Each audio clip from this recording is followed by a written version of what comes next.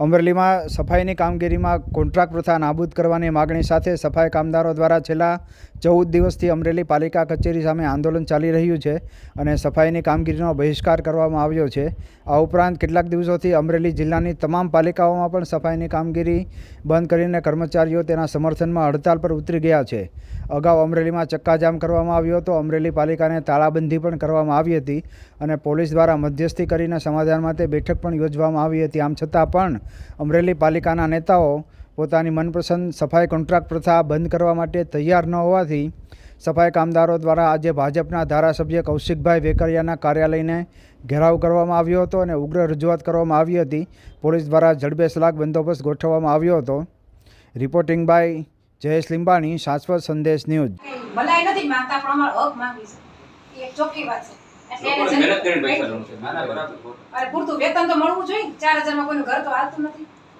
સમસ્ત વાલ્મીકી સમાજ ગુજરાતના પ્રદેશ પ્રમુખ આજ રોજ આંદોલનના 14મા દિવસે એમએલએ જે અમરેલી ખાતે છે તેની ઓફિસનો ઘેરાવ કરવામાં આવ્યો।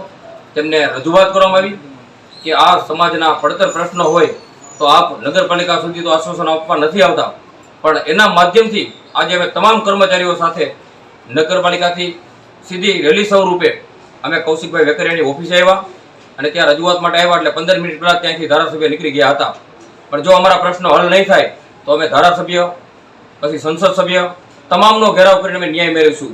મહિલાઓને જે પોતાની રજૂઆત કરવા આવી હતી, જાજી બધી મહિલાઓ હતી, એને રોકવામાં પ્રયત્ન 300 થી વધારે મહિલાઓ આવી હતી, પણ રાજકીય રીતે કોઈ સ્ટન્ટ હોય એના કારણે મહિલાઓને નીચે રાખવામાં આવીને પોલીસને આગળ કરી દેવામાં આવે છે। વારંવાર જ્યારે આ વાલ્મીકી સમાજના અવાજ ઉઠાવે ત્યારે એના હક અને અધિકારથી વંચિત રાખવા માટે, એનો અવાજ દબાવવા માટે માત્ર ને માત્ર પોલીસનો ઉપયોગ કરીને આ સમાજનો અવાજ દબાવવામાં આવે છે।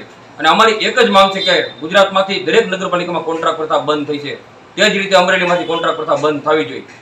કાર્યાલયથી શું જવાબ મળ્યો આપને? કાર્યાલયથી એવું કીધું કે અમે સાહેબને કોલ કરવી છે અને તમારો પ્રશ્ન જલ્દી હલ થાય તે માટે અમારા પૂરતા પ્રયત્નો છે। કેટલા દિવસનો સમય આપ્યો છે આપને? સમય નથી આપ્યો, પણ કાલ સુધીમાં આવી કે અમે વાતચીત કરીને ઉપલા લેવલે અમે વાતચીત કરીશું। શું લાગે પ્રશ્ન હલ થાય આપનો? પ્રશ્ન હલ નહીં થાય તો રોડ ઉપર પણ ઉતારવાની ખાતરી આપી છે અમે મીડિયાના મારફત।